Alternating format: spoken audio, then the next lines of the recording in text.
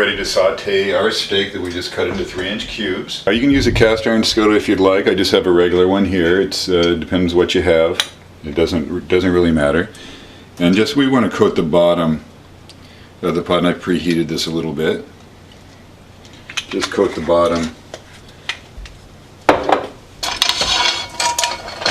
of the skillet.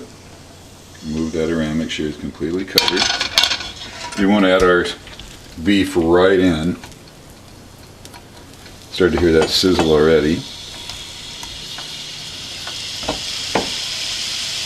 This is going to start the browning process on this meat and seal in a lot of the juices and give some extra flavor to this. I mean, the olive oil in there, the salt and pepper on the meat.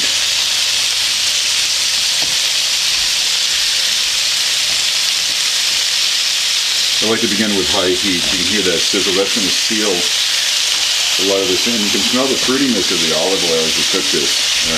Always another good indication of how flavorful this is going to be.